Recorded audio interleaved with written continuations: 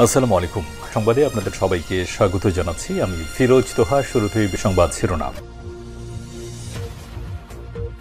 বাংলাদেশের সর্বশেষ গুরুত্বপূর্ণ আপডেট সংবাদ আপনাকে স্বাগত। শুরুতেই সংবাদ শিরোনাম, পরে বিস্তারিত। শুরুতেই জানাবো, আত্মপ্রকাশ করতে যাচ্ছে শিক্ষার্থীদের রাজনৈতিক দল জনশক্তি। জুলাই আগস্টের আন্দোলন শুরু হয়েছিল সরকারি চাকরি কোটা বাতিলের দাবিতে, তবে ধীরে ধীরে আন্দোলন রূপ নেয় শেখ হাসিনার পতনের কঠোর কর্মসূচিতে। অবশেষে সফলতা আসে, এরপর আলোচনায় আসে রাষ্ট্র সংস্কার প্রসঙ্গ। এবার অন্তর্বর্তীকালীন সরকার দায়িত্ব নেয়ার পর ছাত্ররা তাদের নতুন রাজনৈতিক দল গঠন করতে যাচ্ছে। শিক্ষার্থীদের রাজনৈতিক দলের নাম হবে জনশক্তি, তবে এই নাম পরিবর্তনও হতে পারে। এ বিষয়ে এখনও চূড়ান্ত করা হয়নি। এরপর জানাবো, সাবেক সচিব ইসমাইল হোসেন বিমানবন্দরে গ্রেপ্তার।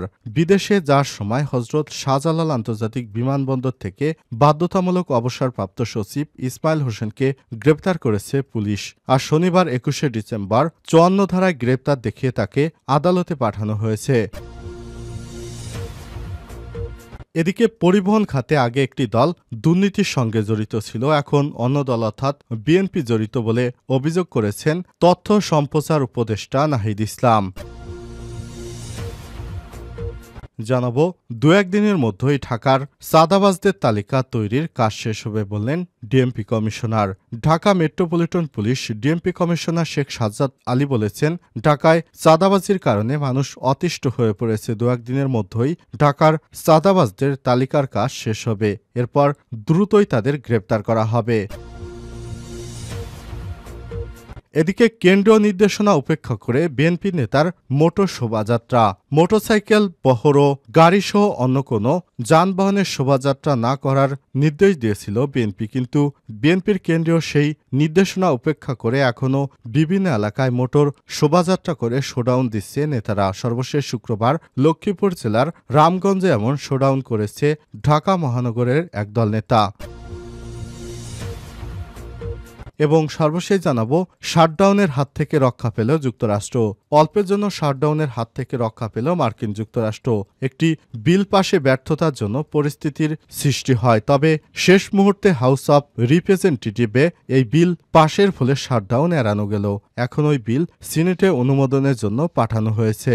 সিএনএনের এক প্রতিবেদনে বলা হয়েছে, সিনেটও ফেডারেল সরকারকে অর্থায়নের জন্য বিলটি পাশ করা হয়েছে। প্রিয় দর্শক, এতক্ষণ শুনছিলেন সংবাদ শিরোনাম, এবারে বিস্তারিত।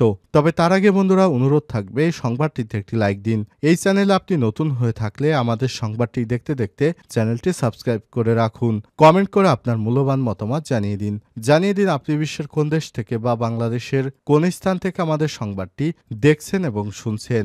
এবারে বিস্তারিত। আত্মপ্রকাশ করতে যাচ্ছে শিক্ষার্থীদের রাজনৈতিক দল জনশক্তি।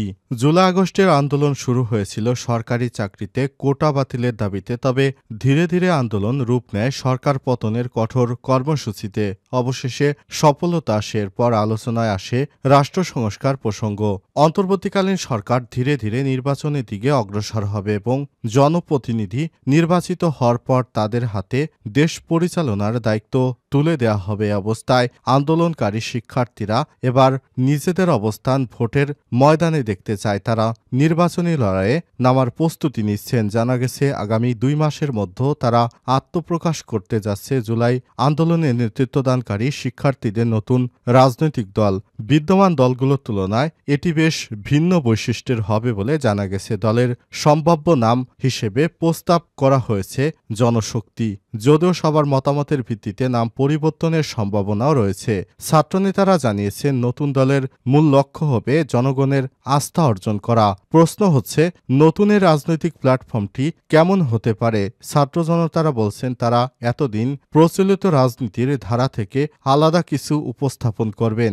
জাতীয় নাগরিক কমিটির আহ্বায়ক নাসির উদ্দিন বাটোয়ারি জানিয়েছেন, দলটি হবে সম্পূর্ণ নতুন আঙ্গিকে। এখানে সাংবিধানিক ফ্যাসিবাদী কাঠামোর কোনো ব্যবস্থা থাকবে না। পুরো সমস্যা যেমন টেন্ডারবাজি, চাঁদাবাজি, জন আকাঙ্ক্ষার বিপরীত কর্মকাণ্ড বা কোনো বিদেশি এজেন্ডা বাস্তবায়নের পথে তারা হাঁটবেন না।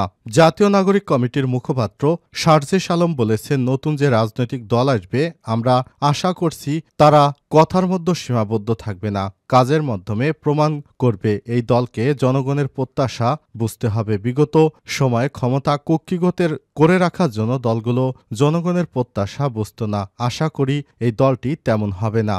বৈষম্যবিরোধী ছাত্র আন্দোলনের আহ্বায়ক হাসনাত আব্দুল্লাহ বলেছেন, দেশের মানুষ যদি চায় আমাদের রাজনৈতিক দল তৈরি করা উচিত, অবশ্যই আমরা এটি ভাবব।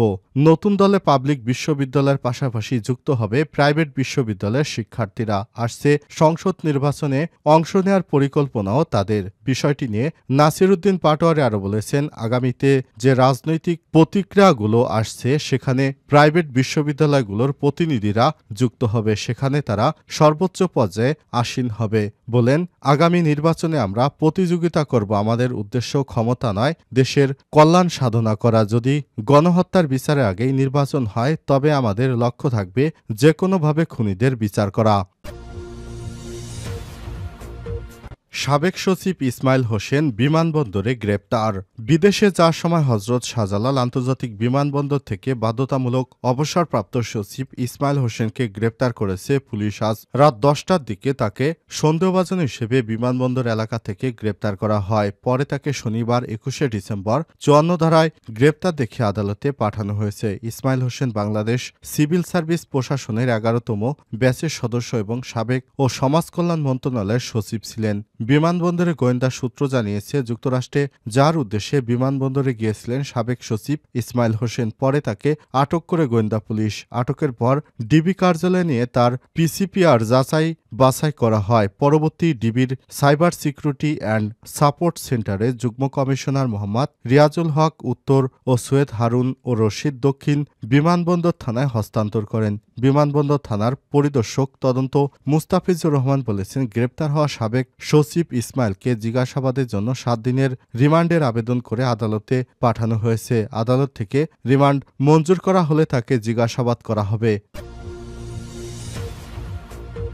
পরিবহন খাতে আগে এক দল দুর্নীতির সঙ্গে জড়িত ছিল, এখন অন্য দল জড়িত।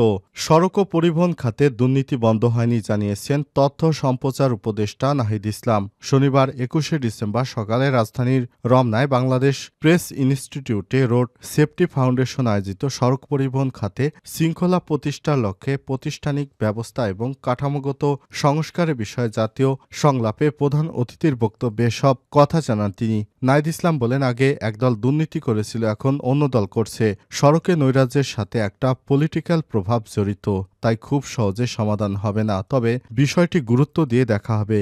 দুর্নীতির সাথে যেহেতু রাজনৈতিক কর্মী ও নেতারা জড়িত, তাই সমাধানে রাজনৈতিক দলগুলোর ভূমিকা রাখতে হবে। বিগত সরকারের উন্নয়ন জনবান্ধব ছিল না জানিয়ে তিনি বলেছেন, ভবিষ্যতে জনবান্ধব উন্নয়নের জন্য সাধারণ মানুষের প্রয়োজনকে প্রাধান্য দিয়ে পলিসি ডেভেলপ করা হবে। অনুষ্ঠানে বিআরটি এর চেয়ারম্যান জানান, কোনো পুরাতন বাস রাখা হবে না, সময় আছে, এর মধ্যেই ব্যবস্থা নেন।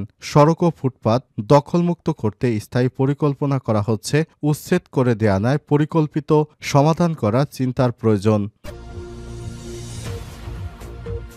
2-1 দিনের মধ্যেই ঢাকার চাঁদাবাজদের তালিকা তৈরির কাজ শেষ হবে DMP commissioner. Dhaka metropolitan police DMP commissioner Sheikh Mohammad Sajjad Ali বলেছেন, ঢাকায় চাঁদাবাজির কারণে মানুষ অতিষ্ঠ হয়ে পড়েছে। 2-1 দিনের মধ্যেই ঢাকায় চাঁদাবাজদের তালিকা তৈরির কাজ শেষ হবে। তালিকা ধরে দ্রুতই তাদের গ্রেপ্তার অভিযান শুরু হবে। শনিবার 21শে ডিসেম্বর দুপুরে রাজধানীর কাকরাইল ডিপ্লোমা ইঞ্জিনিয়ার্স ইনস্টিটিউশনে পুলিশ, ছাত্র জনতা ও রমনা মডেল থানা এলাকার নাগরিকদের সমন্বয়ে মতবিনিময় সভায় তিনি এসব কথা বলেছেন। শেখ মোহাম্মদ সাজ্জাদ আলী বলেন, অপরাধ সংঘটিত হলে তাদের বিরুদ্ধে মামলা হবে। মামলায় সব দায়িত্বরত পুলিশরা যথাযথ ভূমিকা পালন করবে। যত অপরাধ হবে তত মামলা থানায় নিতে হবে। কেউ ক্ষতিগ্রস্ত হলে পুলিশ সহযোগিতা করবে, তদন্ত করে শাস্তির আওতায় আনা হবে। এ সময় তিনি আরো বলেন, চাঁদাবাজির কারণে নিত্যপণ্যের দাম বৃদ্ধি পাচ্ছে, এ কারণে নিম্ন মধ্যবিত্ত শ্রেণীর মানুষের দুর্ভোগ বৃদ্ধি পাচ্ছে। চাঁদাবাজি বন্ধ বন্ধ করতে হবে। চাঁদাবাজির তালিকা তৈরি করা হচ্ছে, 2-1 দিনের মধ্যেই তা প্রকাশ করে তাদের গ্রেপ্তার শুরু হবে। ডিএমপি কমিশনার আরও বলেন, পুলিশের দায়িত্ব পালন করতে গিয়ে অতীতের মতো কারো ব্যক্তিস্বার্থ ব্যবহার না হয় সেদিকে সচেতন থাকতে হবে। হকারদের একবার উচ্ছেদ করে দেওয়া অমানবিক, তবে হকাররা যেন সংযত অবস্থায় রাস্তায় থাকে এজন্য তাদের প্রতি অনুরোধ। তবে হকারদের কাছ থেকে কেউ চাঁদা চাবেন না, চাঁদা নেওয়া যাবে না। পাশাপাশি দেশকে অস্থিতিশীল করা ষড়যন্ত্র মোকাবেলা করার জন্য পুলিশকে আহ্বান জানিয়েছেন রমনা থানা এলাকার ছাত্র ব্যবসায়ী এবং বিভিন্ন দলের রাজনীতিবিদরা। এ সময় রমনা এলাকার বিভিন্ন সমস্যা তুলে ধরে সমস্যার সমাধানের আশ্বাস দেন ডিএমপি কমিশনার।